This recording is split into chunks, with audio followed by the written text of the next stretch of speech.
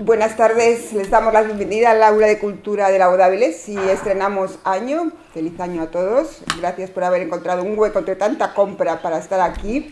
Y le comentaba a Lalo que es la primera vez, yo creo que llevo 4 años, en el Aula de Cultura que presentamos un cómic y encima de un avilesino y la historia se desarrolla en Avilés. Vemos las naves de las Balsera por aquí. Sí. Es muy agradable, sí, aunque la historia es un poco... Bueno, en mi línea. Sí, hablaremos de ello luego, ¿no? Vamos a hablar primero de cómo hemos llegado hasta este momento. Gracias por acompañarnos, Lalo, y bienvenido al Aula de Cultura. Gracias. Lalo es, bueno, pues dibujante de cómic, avilesino, ¿no? Y gran aficionado a los cómics. ¿Desde cuándo? ¿Eras de esos niños que compraban todas las semanas el cómic? O... Tuve la suerte de... Bueno, no sé si me oye. Tienes que darle aquí. Las tecnologías y yo no nos llevamos bien. Ahora me oigo demasiado alto. Tuve la suerte de tener familiares, en este caso mis tíos, que tenían cómics y desde que era pequeño, y siempre me llamó la atención y desde pequeño tuve siempre alguno en casa. Siempre, es una cosa que siempre estuvo ahí. ¿Y cuándo empezaste a hacer hacer el mongol con el lápiz desde no, muy hacer pronto, los pinitos mejor.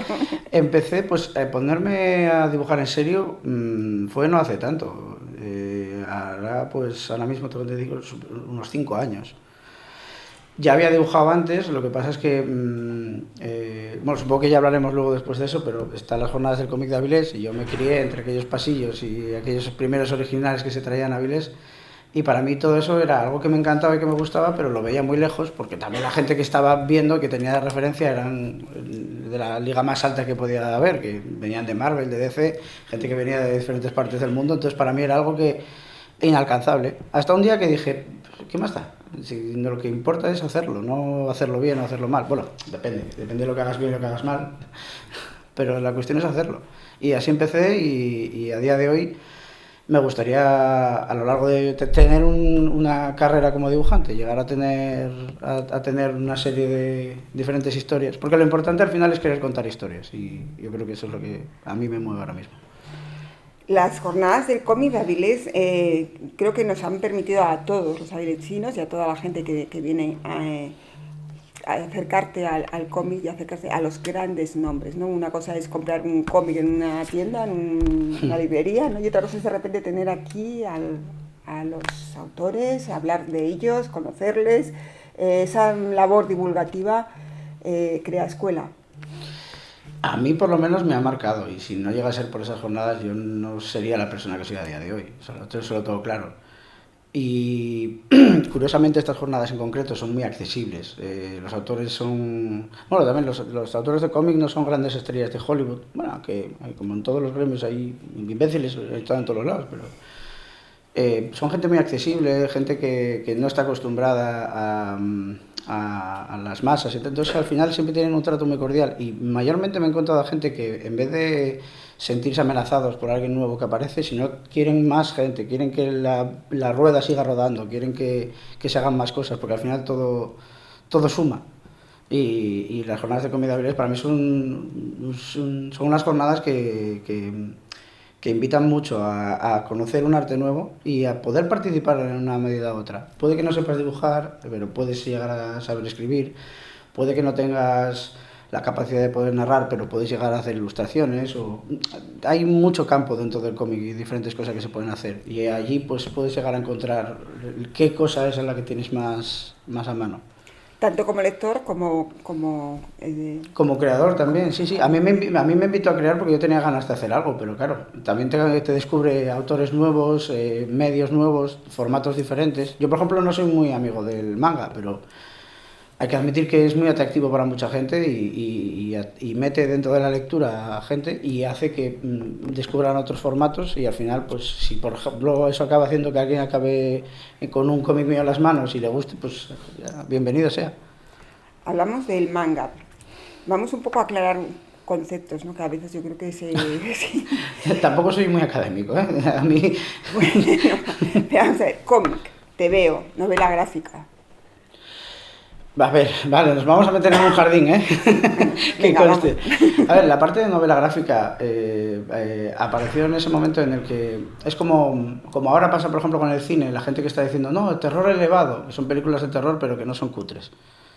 Es un poco va por ser, la novela gráfica es ese momento en el que el cómic se quiso presentar como algo serio, como diciendo, mira lo que te puedo contar, mira lo que te puedo narrar.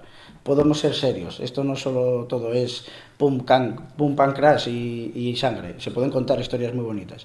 Luego, por ejemplo, el manga viene de donde viene, tiene el formato que tiene, además tiene un sistema para leerse mucho más rápido. Por ejemplo, aquí no es tan común, pero por ejemplo en diferentes partes de Asia la gente los lee y los deja en un sitio para que otra persona los lea. Son un poco más una lectura más rápida y ligera. Es otro concepto de leerlo. Y luego el TVO es un poco el nombre que le pusimos aquí en España, y si hay alguna especie de tecnicismo no lo sé y no podría dar la respuesta, pero el TVO es también una cosa con la que nos criamos. Ese Mortadelo y Filemón, para mí tiene su aquel, y también tiene sus propias normas. En algunos cómics con un formato bastante grande, normalmente de un tamaño grande, y muchas viñetas. Es un trabajo que la verdad que a día de hoy hacerte 17 viñetas por página no es una cosa para dejar pasar cualquiera, ¿eh? Es algo complicado. Te veo, bueno, yo creo que muchos o casi todos lo tenemos asociado a nuestra infancia, a esos cómics, a esas publicaciones que formaban parte de nuestra infancia. Quizás tenemos un poco de complejo de inferioridad respecto al cómic, que parece que viene más como de las Américas, de Francia, de las grandes potencias. Existe ese punto en el que, claro, al final, por desgracia, siempre está la comparación y pensamos que aquello que viene de fuera puede ser mejor, o parece que está tratado de una manera diferente. Y un poco cuando te pones a hacerlo te das cuenta de que ya no es que sea el mercado en sí, son los creadores dentro de ese mercado. Por ejemplo, el cómic francés, en general, parte del cómic europeo, tiene una pauta determinada, el americano tiene otra, el asiático en este caso también tiene otra. Y por eso yo me refugio mucho en el underground, en el indie, porque es el que deja más espacio un poco a poder hacer las locuras. Hablábamos antes de la labor divulgativa de las jornadas del cómic. ¿Tú has participado en talleres con chicos jóvenes? Eso lo hice por otra parte, estuve dando clases en talleres de cómic en colegios a niños. ¿Cómo se percibe, los más jóvenes el tema del cómic? Lo dije en la entrevista que me hicieron ayer en el periódico. A mí me ha sorprendido porque eran niños de 10 años y yo me acuerdo que cuando era niño me veía mis capítulos de Los Simpson y los volví a ver años más tarde y veía doble sentido. Digo, mira, aquí le acaban de meter una puñalada a Nixon y no me había dado cuenta cuando tenía 10 años. Y los niños de ahora sí que leen esas otras capas que puede tener el mensaje, sí que lo leen, y me parece bastante sorprendente, sobre todo porque, bueno, yo siempre tuve el concepto de que a los niños no hay que hablarles como si fueran niños, tienes que hablarles como si fueran adultos. Yo lo veo así. Con mis sobrinos y con los niños que siempre tengo cercanos los trato tal, y es lo que yo creo que ellos también perciben y se dan más cuenta de las cosas, y yo creo que son más listos también, ahora tienen acceso a más información. El cómic hace accesible temas y situaciones complejas que en un momento dado entran por los ojos, ¿no? Para determinados temas, sobre todo temas más sensibles como el bullying y todo eso, pues por ejemplo los cómics son una forma para que lo entiendan de una forma más directa. A lo mejor un relato puede llegar a ser denso y puede llegar a aburrirles y puede llegar a ser disperso, pero las imágenes tienen el poder de la imagen, de que es algo que ves, que se te puede llegar a quedar grabado, y tiene que tener tiene esa fuerza, esa capacidad de que no te olvides de esa imagen por algo.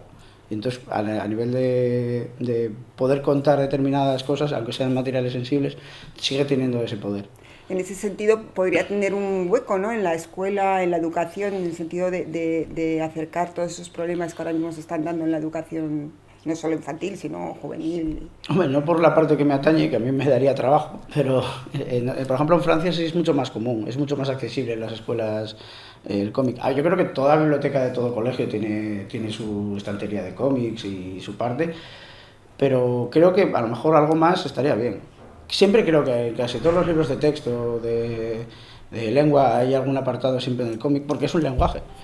Y es un lenguaje que todo aquel tiene que conocer, pero a lo mejor más no estaría mal. ¿Cómo es el funcionamiento? ¿Cómo se crea una historia en un cómic? ¿Es a partir de una idea, de una historia escrita, de un dibujo? ¿Cómo es Eso es muy variable. Yo, por ejemplo, hace no mucho lo estoy hablando con Paco Roca y cada uno tiene como decía él, cada maestrillo tiene su librillo. Yo tengo mi forma de hacerlo. Yo tengo el concepto de que la historia tiene un punto A y un punto Z y sé lo que el personaje que quiere ser en un principio y el que acaba siendo al final. Entonces, el recorrido que va a hacer, yo quiero saber la evolución de ese personaje o, por ejemplo, si es contar la historia de un lugar, saber por qué fases va a pasar. Y una vez tienes ese concepto básico ya hecho, que es tener una línea muy clara, ya empiezas a crearlo. Yo, por ejemplo, intento crear una especie de un pequeño dossier, un pequeño resumen en el que tengo todas las partes, como quien dice, esquematizadas, y luego voy secuencia por secuencia, aunque bueno, como al ser autor, o sea, guionista y dibujante, yo no necesito dejarme una cantidad enorme de notas y de detalles para... Yo ya me lo sé, esa parte me la salto. Entonces tampoco tiene que ser un material muy denso, pero en el momento en el que ya tienes unas pequeñas ideas, alguna conversación entre dos personajes que va a tener importancia en la trama y tal, ya vas teniendo esos momentos y vas ubicándolos y luego cuando te quieres dar cuenta, pues ya tienes y dices, bueno, pues creo que esto lo puedo dejar en 50 páginas, en 70, en 5, en las que haga falta. Una vez ya tienes esa estructura ya un poco creada, ya a partir de ahí, ahí es cuando empiezo a divertirme.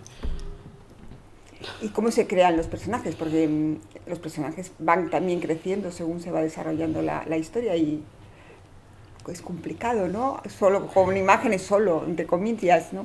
Con imágenes y bueno, crearlo. También otra de las partes importantes es el diálogo. En mi caso, al hacerlo todo yo, que lo decía también en la entrevista que hice ayer, al ser yo el autor el creador de todos los personajes, todo huele un poco a mí. Entonces se puede llegar hay que intentar diferenciar eso, darles diferentes coletillas, formas de hablar, lenguaje corporal, también eso es una forma de trabajar con los personajes, que tengan su propio lenguaje a la hora de moverse. Y crear los personajes, a mí me gusta que tengan un matiz real, alguien a quien diga este me gusta, este otro me gusta. Por ejemplo, en este cómic, las escenas en las que Papá Noel sale vestido de traje, me basé en Henry Cavill, porque es como un gorila con un traje. O sea, ese tío caminando tiene su propia aura. Y dije, yo quiero eso, y lo voy a intentar trasladar. Lo hice de la mejor manera que pude, pero coger esos pequeños detalles, esas cosas que crees que tienen fuerza, que tienen ese detalle, y ponérselo a los personajes. Y luego ya los personajes se van desarrollando solos. El personaje solo te va diciendo, pues aquí diría esto, o diría esto, aquí no estaría. Ya el carácter del propio personaje tú ya lo tienes que tener interiorizado y él te va pidiendo las cosas también. ¿Es un proceso individual de principio a fin o buscas otras voces que te ayuden, que te den... Yo siempre intento colaborar con mis amigos, que algunos de ellos están aquí, y siempre les pido consejo de cómo ves esto, qué os parece aquí. Siempre hay algún detalle. Zuli suele tener el detalle de decirme, oye, cámbiame eso, pónmelo de esta manera. Porque bueno, al final soy yo mismo el que tiene el juicio sobre todo, y al final los fallos que yo puedo tener, que no los veo en toda la obra. Necesito a alguien que los vea por mí. Yo no soy capaz a veces de ver todos esos detalles. Pero bueno, también es importante porque si no tienes esa estructura de gente cercana que entienda un poco el medio, en este caso cómic, que hayan leído cómic y que lo entiendan, y a lo mejor gente que no está acostumbrada al cómic, que lo ve por primera vez y dice, mira, pues yo veo esto, veo este detalle, me gusta esto y no me gusta esto. De ahí se puede sacar, porque al final es todo pulirlo para intentar hacer las cosas mejor. Hablábamos hace un momento de los cómics del siglo pasado, que suena así, pero es así. Había unos cómics más para niños, para jóvenes, y luego había otros cómics que tuvieron una fuerza increíble, sobre todo en el principio de la democracia, con un humor muy sarcástico. Los años 80 fueron muy buenos en algunos aspectos, salieron cosas muy, muy curiosas. Hablamos de nombres como El Jueves, El Papus, Hermano Lobo, ¿no? El Víbora, hay que dejarlo claro también, esto estaba ahí. ¿Qué hay de aquella cultura que surgió y con una fuerza tremenda y que se fue quedando por el camino? Pues no solo grandes nombres del cómic, por ejemplo Santiago Segura, que todos lo conocemos ahora como actor y como actor de doblaje e incluso director de algunas películas, empezó haciendo guiones dentro de, si no me equivoco, había sido el Vibra. Bueno, porque en aquel momento había un bar en Madrid en concreto donde se juntaba la gente y de allí un poco nació ese germen y se fue generando ahí.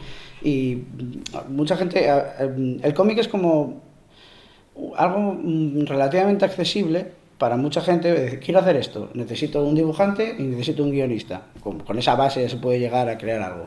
Y ahí se empieza a generar algo y alguien puede llegar a generar una carrera a partir de ahí. Luego después mucha gente acaba yéndose a otros medios, pero el cómic está ahí y siempre hay mucha gente que ha bebido de él y le debe el haber empezado. Pero ¿qué queda de eso? Pues yo creo que bastante. Lo que pasa que, por ejemplo, si no me equivoco, el Salón del Cómic de Guecho tiene una parte muy específica, muy centrada en el cómic underground. Y todavía queda ese germen ahí, todavía hay gente que quiere batallar y que quiere decir las cosas aunque no les guste a los demás oírlo, quieren dar su propia opinión y pegan ese puñetazo en la mesa y sacan sus propias historias. Aquella ironía, aquella... ¿no? Meterse con todo, la retranca, ¿no? Aquella de dibujar que parece que no va muy bien con los tiempos que vivimos. Sí, ahora. El jueves también, creo que en mi opinión, cada vez algo un poco más diluido, pero sigue teniendo todavía esa parte de... Lo que pasa es que ya en el momento en el que depende de lo que digas, pues acabar en un juicio, te acojona un poco y no, te da un poquito de miedo, pero bueno, el miedo está para quien lo quiera. Entre tus obras, bueno, empezaste con Azotador, día 1, fue la primera obra que publicaste. La primera obra completa publicada mía, sí. En el 2020. Una tirada que totalmente amateur y que se agotó en 2 meses y hubo que hacer otra ya sobre... Poco más de 2 meses ya me quedaban muy pocos ejemplares y hubo que volver a hacer otra tirada. ¿Cómo viviste aquella primera vez? ¿No? Mira, además, parte de los de la editorial están aquí y lo primero que habíamos hablado era, bueno, vamos a hacer una tirada de 100 números. Y lo primero que pensé en mi cabeza es, bueno, me voy a comer 80, pero voy a tener una caja de 80 cómics míos en mi casa. Y salieron todos y tuvieron que venir más. La verdad que muy orgulloso. Todavía hace poco, hablando con Germán García, me decía que el 92 o 93% de todos los libros que están en Amazon solo han vendido 12 ejemplares. Yo he vendido ahora mismo, creo que voy por los 120 y algo de la primera de Azotador día 1. Uh-huh. Estoy muy contento de haber dejado al 90 y pico % de gente detrás. Y sin salir de Avilés. Fue un buen comienzo. No, la verdad que yo estoy bastante contento en ese aspecto. Creo que después, porque aquí no tengo fechas, no vinieron portadas en Caballo de Cartón, en Manual del Ovejero, ¿eso fue con posterioridad al...? Sí, o a veces entre medias. Todas fueron después de Azotador. Azotador, digamos, un poco que bebió un poco de ese tiempo libre que hemos tenido todos en la pandemia. Uh-huh. Y cuando ya salí de ahí, pues salí más gordo, pero con un cómic. Un parto en toda regla. Bueno, como ilustrador es más fácil, ¿no?, en estos momentos encontrar trabajo que como cómic. Es la opción que hacer tus propios cómics es la mejor manera de hacer cómic, porque para llegar al momento en el que las editoriales se fijen en ti tienes que haber tenido algo que presentar, algo que hayan visto, algo que les haya impresionado, haber ganado concursos. Estoy trabajando ahora mismo, además de la segunda parte de Azotador, preparando un guión para el Alfonso Iglesias, que es un premio que hay aquí en Asturias, y además he preparado otras páginas para un concurso bastante grande en Cataluña, que bueno, si hay suerte y toca la flauta, pues eso es pegar otro puñetazo encima de la mesa y decir estoy aquí. Es la mejor forma de que las editoriales al final acaben conociéndote, pero independientemente de todo eso hay varias partes diferentes. Una de ellas es que tu estilo encaje con las diferentes historias que las editoriales necesiten y tener ese algo especial que llame la atención, hacer ese tipo de trazo, algo reconocible también. Forges lo decían mucho, que Forges, por ejemplo, daba igual, aunque parecieran 2 palotes, tú lo veías a distancia y sabías que era un dibujo de Forges. Uh-huh. Es tener Snoopy también es un dibujo que tiene un trazo, vamos a decir, relativamente sencillo, pero es reconocible y está ahí. Esa gracia tiene que tenerla el dibujo, porque si no tiene esa alma, y aquí podemos ponernos a discutir sobre el arte y ya, si no tiene ese alma, no acaba llamando la atención a la gente. Y es lo que lo convierte en atractivo a veces. A veces es eso, era pues eso, los cómics de Esther, esas portadas con colores, con esos colores tan vivos, con eso, no sabía si era acuarela, si era acrílico, te lo tocabas y dices, no, pero esto es papel, era genial. Y eso pues es una parte importante que tiene que tener tu trabajo para que llame la atención. ¿Eso es fruto de un trabajo largo y arduo Claro. o eso es el carácter del autor que, bueno, o es un poco de todo? Un poco todo, porque tú haces tu estilo y tu trazo nace. Yo, por ejemplo, puedo decir a la gente, me dice, no, tal, reconoce mi dibujo, y ha habido casos en los que hay gente que me ha dicho, este dibujo es tuyo, y digo, ¿tú cómo lo sabes? Si apenas me doy cuenta yo.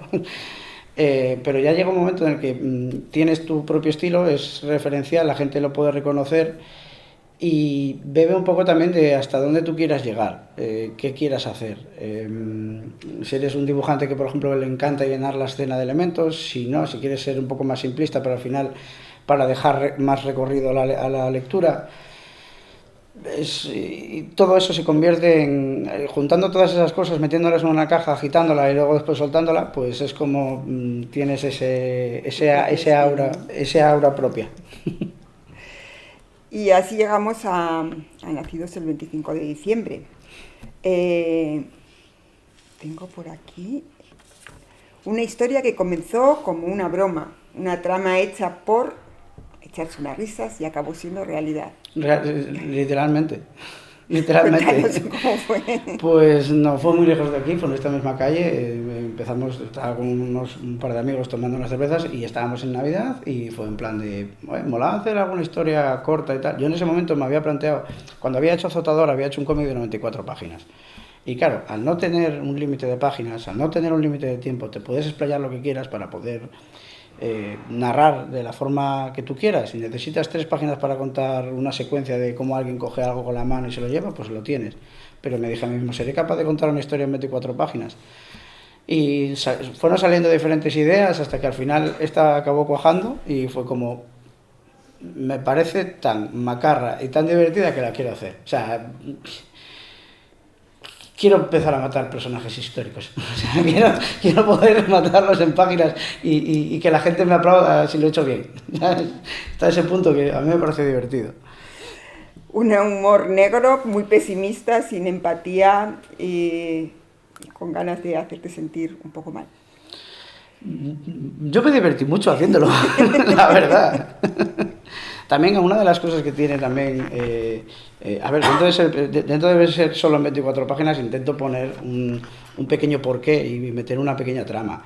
Y si nos vamos a estos mundos imaginarios y fantásticos y ponemos que todos estos personajes, ya sean religiosos, ya sean históricos, existen, ¿por qué no darle esa pequeña vuelta de tuerca y decir, ¿por qué los que creemos que son los buenos son los buenos? ¿Por qué nos han dicho que estos son los buenos? Nos han dicho que estos son los buenos y que estos son los malos. ¿Y si es al revés? Y si te puedes llegar a plantear esa duda de cómo nos manejan un poco también, viene también a jugar un poco con eso, con ese rollo un poco. Alimentar la paranoia está muy bien, es muy divertido. Para el negocio está muy bien. Amazonsky, Bachman, Anfonio. Bueno, esos son referencias a esos grandes magnates. También los nombres fueron un poco, tenía que ser algo rápido, no me podía parar mucho tiempo y yo busco algo divertido. No, pero representa un poco muy bien cada uno de las ramas diferentes. Por que eso puede en haber. el fondo estamos en Avilés, pero en una situación mundial, ¿no?, que podría darse en cualquier otra parte con los grandes sí, malos de esta era, bueno, y acaban a tiros. Sí, pero bueno, muchas grandes historias muchas grandes historias acaban a tiros. Como las de antes, como las de verdad. A mí me inquieta un poco el final. Bueno, siempre digo que el crocopulpo siempre puede dejar un huevo al final. Sí. O sea, hay que intentar dejar ese espacio a que pueda haber más trama, que si se llega a hacer algo ya hay tramado, ya hay ideas, pero bueno, también tiene claro, que... Claro, es un final abierto completamente. Sí, pero bueno, ideas para poder llevarlo a cabo, más o menos algo tengo, pero tiene que... Es muy fácil hacer la primera parte, la segunda es lo difícil, o sea, y mantener el listón y seguir haciéndolo. Entonces, ya vas con un poco más de miedo. Tienes que hacerlo igual o mejor. Si no, te pasa como, por ejemplo, como con todas las películas de Sarnado. O sea, van al revés. O como, por ejemplo, las películas de Agárralo como puedas. Son mejores cuanto más viejas son. Según fueron avanzando, seguían siendo divertidas, pero no eran lo mismo. Con toda esta inocencia, la infancia, no vamos a destripar mucho, pero bueno, los muñequitos y todo eso, y este mensaje final que se te ponen los pelos de punta, ¿no? Sí, bueno, de que hay mucho más fondo todavía. También, claro, había que condensar y las ideas estaban ahí, entonces digo, voy dejando cositas por aquí sueltas. Y si esto en algún momento se llega a hacer una segunda parte, pues ya tengo hilos de donde tirar. Yo creo que es una muy buena forma de hacerlo, a no ser que meta demasiados hilos y me pase como en Perdidos, que no sabían atarlos al final. Es una cosa que puede llegar a pasar. No, pero aquí está todo bien encaminado. Yo lo tengo todo bien atado. Yo tengo unas libretas en las que está todo apuntado. Para mi yo del futuro, por si me olvido. Dejarme notas a mí mismo es una cosa que hago. Tengo un grupo de WhatsApp en el que estoy yo solo. ¿Te mantienes informado? Sí, me he mandado algún que otro meme a mí mismo. Y me ha hecho gracia después. Andas ya, ¿verdad? Sí, más o menos me suele pasar. Bueno, quizás hay alguna pregunta sobre el cómic o sobre la trayectoria de Lalo. No hablo de mi vida sentimental. Es que no hay.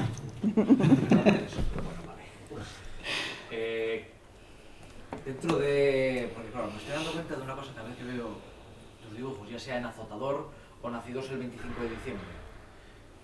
Tanto el protagonista, que es Papá Noel, como Azotador, tienen todos tu mismo perfil de cara que en las viñetas que subes a Instagram de Otro lunes de mierda, que eres técnicamente tú. Entonces, ¿cuánto hay de ti dentro del cómic? Hombre, si soy el creador de toda la historia, hay mucho de mí. Hay bastante. El creador, coño. Hay mucho de mí, pero bueno, también muchas veces es que el patrón a veces que utilizo para dibujar es muy similar. La tira cómica que tengo, que es Otro lunes de mierda, nace de autoparodiarme a mí mismo porque quería un personaje con el que trabajar y evolucionar, y no había nadie mejor de quien reírse que de mí mismo. Y así fue naciendo. Entonces, claro, muchas veces parto de ese patrón y lo intento deformar suficiente como para que no se parezca tanto, pero sí que al final acaba teniendo un aire. Es también algo dentro del estilo. También es algo que estoy intentando cambiar. Intentar que los personajes tengan un esquema un poco diferente. Cierto es que tengo un patrón muy parecido. Y me gusta dibujar barbas. Es que me acostumbré, me parece fácil, me parece un recurso muy, muy, muy fácil. Entonces llega un momento que es como, si le pones 4 pelos ya está. Solucionado. Aquí hay que ahorrar tiempo. Esto es una máquina de producir. ¿Alguna pregunta más? Juan. Bueno, yo vengo de ver los cómics de mi infancia, que son los tebeos, los tintines, tal. Luego ese tema yo lo he abandonado, pero lo he retomado de alguna manera ahora a través de las películas de animación. Y mi pregunta sería, ¿qué relación hay entre el cómic o los dibujantes de cómic y los animadores de las películas? Pensando en el estudio Ghibli, que me parece que ha hecho unas películas maravillosas que estoy disfrutando ahora, ¿no? Y ese salto desde el TVO hasta... Son el epíteto de la animación, para mí son de lo más grande que hay. Hace poco me preguntaron también de, oye, si te gusta dibujar tanto, ¿por qué no te metes en animación? Y yo, porque a mí lo que me gusta hacer es cómic. No, ahora mismo no me atrae la animación, pero el cómic es, digamos, entre comillas, una historia igual. Toda película de animación primero tiene hecho un cómic. Nace primero de ahí, es el primer visionado, es la base, es el chasis, el esqueleto de todo ello. Pero bueno, la animación tiene esa gracia de estar en movimiento, y por lo menos para mí, con el ojo que relativamente quiero decir que lo tengo entrenado, al ver animación digo, ese frame en concreto, esa imagen en concreto me gusta. Voy a robar esto de aquí, voy a coger esto de aquí, y al final todos vivimos un poco de ello, y el cómic y la animación al final están muy cogidas de la mano. Muchos autores de cómic empezaron trabajando en el mundo de la animación, también porque en los grandes estudios llega un momento en el que cuando tienes un buen nivel, ahí hay trabajo y eso es dinero, y el cómic a mí me encanta hacerlo, pero tampoco es que me saque de pobre, sigo siendo pobre después de hacer todo esto, lo hago porque me gusta. Una pregunta ligada a esto. ¿Tú dibujas el cómic o hay actualmente ya herramientas que te permitan hacerlo en ordenador o con aplicaciones? Existen herramientas, pero yo lo hago todo. Yo por lo menos la creación, los primeros dibujos, los artes conceptuales de todos los personajes, incluso el primer borrador de cada página lo hago todo a mano. Luego ya empieza el trabajo en digital porque es algo que es innegable. Es una herramienta que te ayuda a avanzar más rápido y poder hacer control Z y borrar es una cosa que en el papel no puedes hacer pero vamos, en ese momento yo me hice feliz, digo, que puedo dar para atrás, que puedo intentar hacer esta línea 7 veces hasta que sea como yo quiero. Bueno, gracias. Nada, y gracias a ti por venir. ¿Alguna pregunta más? Adelante. ¿Alguna vez te has autocensurado?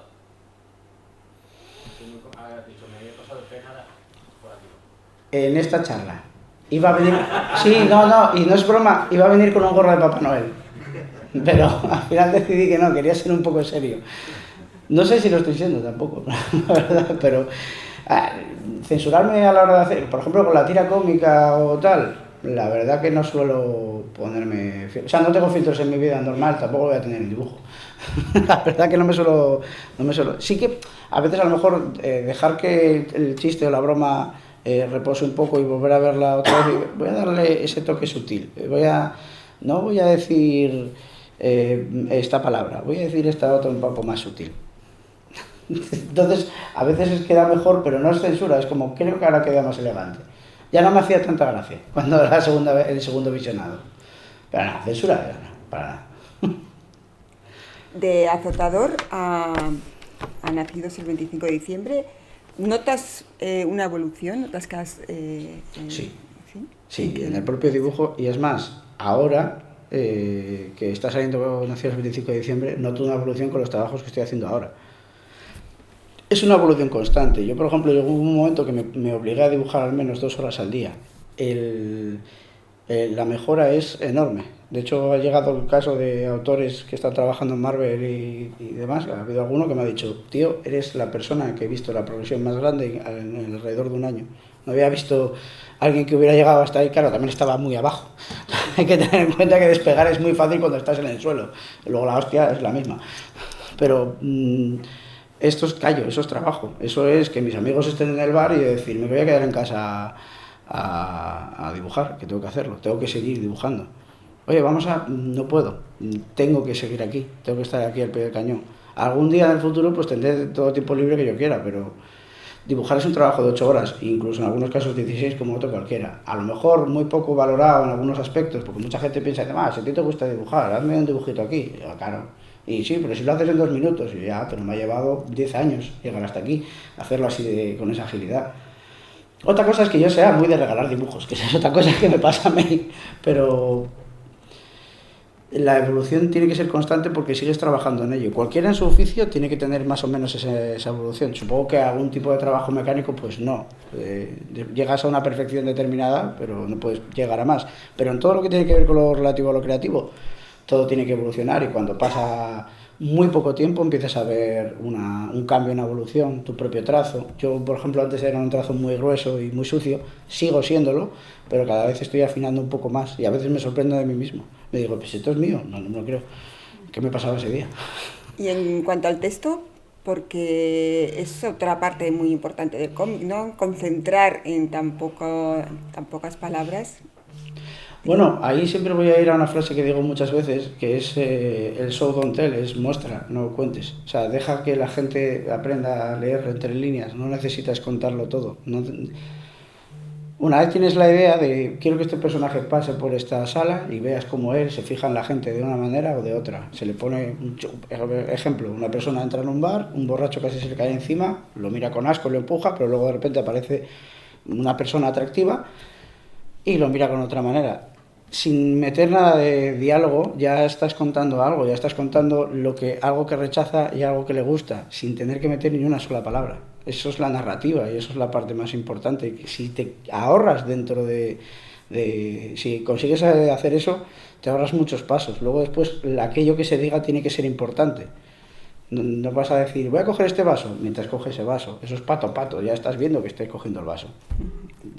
Ahí es la forma, y luego después, dentro de los textos, los diálogos, esos son complicados. Yo, por ejemplo, sé que no soy precisamente el mejor haciendo diálogos. Bueno, hago diálogos divertidos porque estoy acostumbrado a hacerme, estoy haciendo eso todo el rato y mejoro, pero sé que hay gente que es mejor que yo.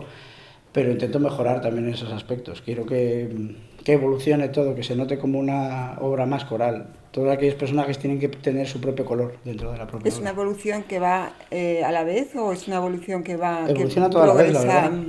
Evoluciona toda la vez. independientemente? Por ejemplo, yo tengo normalmente en los borradores tengo los textos que van a ir y luego me pongo a hacer todas las páginas y después meto los textos. A veces hay cambios porque me doy cuenta y digo, no voy a decir esto aquí, lo voy a decir más adelante, que es mucho más impactante en esta otra viñeta que en esta. Y te das cuenta de las cosas, pero bueno, es lo bueno de poder hacerlo, pararte, volver atrás y poder hacer todo tú. Trabajar solo tiene sus ventajas y sus desventajas, que es que estás solo. Al final acaba siendo un poco eso. ¿Qué ha supuesto Internet en el mundo del cómic? Pues dentro de lo que es el cómic web, sé que hay un mercado bastante importante, luego tienes los Kickstarter y luego tienes diferentes plataformas que te apoyan, en la que tú dices, oye, mira, necesito tanto dinero para llevar a cabo esta obra y puedo llegar a hacerla. Yo no quiero comprometer a nadie, entonces intento poner todo lo que está de mi mano para hacer la obra y una vez que salga, ya esté hecha, que salga. La cuestión aquí no es sacar dinero, la cuestión aquí es seguir produciendo y seguir haciendo cosas diferentes y que sean divertidas, que gusten o que... El mercado de internet me gusta, es bueno y genera mucho más tráfico y genera más gente y hace que todo sea un poco más cercano y al final, gracias a eso yo tengo amigos que están empezando a hacer cómic como yo, con los que hablo de forma habitual por Instagram o por otras redes y si no hubiera sido por ello no hubiera conocido su trabajo. Pero a la vez yo creo que... no digo que da una marcha atrás, pero sí que lo convierte en algo como muy consumible, muy rápido y de usar y tirar, que te paras muy poco a ver esa obra y sigues a la siguiente. Al tener tanto abanico, pues el mercado se ha, entre comillas, copado y te deja mucho menos espacio del público, por así decir. Volvemos con las preguntas. ¿Alguna más? Adelante. Yo quería preguntarte por la evolución de la diferencia que hay de la primera obra a la segunda y las más, sobre todo en el tema de los sombreados. No que sea casi todo digital. ¿Cómo llegas ahí? Eso me sorprende los sombreados, la forma de iluminar los sombreados, los degradados y todo eso. Gracias, lo primero, por darte cuenta. Y sí, a ver, el digital te da mucho espacio a poder jugar con los diferentes tonos. No es trabajar con colores grises, sino con opacidades, o por lo menos yo trabajo desde ahí. Que eso, por ejemplo, ya está pensado en futuro. Una de mis armas, que es la que posiblemente peor use, que es el color, pero yo lo trabajo en opacidades para en algún momento poder meter color que se pueda implementar dentro de la propia obra sin tener que modificar el propio dibujo. Y todo mi trabajo de sombras empieza con un bote de tinta china que viene de China y un papel y un pincel. Y a través de trabajar con la mano es como aprendes a saber dónde ubicar cada las sombras. Y al llegar al digital se convierte en más fácil, por lo menos en mi caso. Y muchas gracias por aquel bote. ¿Alguna pregunta más? ¿Qué nos depara en futuro?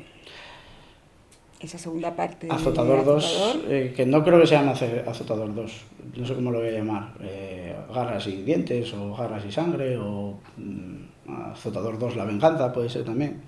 No lo sé muy bien, pero Azotador 2, voy para mismo, puedo decir que voy por la página 40, ahora mismo del trabajo adelantado, y intentaré que queden alrededor de unas 120, aunque estoy llegando a pensar en la posibilidad de hacerlo más corto, pero que salga más gradual. Todavía está en proceso eso y diferentes concursos que, bueno, eso verá la luz si los concursos salen adelante o no. Y con Arquetipo Editorial, pues toda aquella idea que... También aceptan mucho las ideas locas que tengo de hacer cosas y dicen, me gusta, vamos a llevarlo adelante. tampoco te has esperado mucho, adelante, venga. Y yo eso lo agradezco muchísimo, que haya gente que tenga esa fe en lo que vaya a hacer. Y al final esto es una de esas cosas. Esta historia salió un poco de un grupo de amigos haciendo, imaginándose, poniendo supuestos, hasta que de repente alguien pero al final hay que hacerlo. Y fui yo el que lo hice y lo saqué adelante y aquí está. Y Pues por eso, gracias a la editorial y gracias a todos, porque había gente que ya lo quería en sus manos, y que tengas gente que tiene ganas de ver lo siguiente que haces está bien también. Da ese aliciente, ese punch que necesitas. Pues que haya muchas más ideas, que haya muchos más proyectos y bueno, esperamos verte pronto, Lalo. Muchísimas gracias por estar aquí, gracias a ustedes por acompañarnos. Gracias a vosotros. Al fondo están los cómics y Lalo estará encantado de firmarles y dedicarles. Empezamos enero y un enero muy activo. Les convocamos para el miércoles que viene, 11 de enero. El doctor Francisco Bizoso hablará sobre logros y retos de la medicina basada en las células madre. Les esperamos. Gracias. Hasta entonces.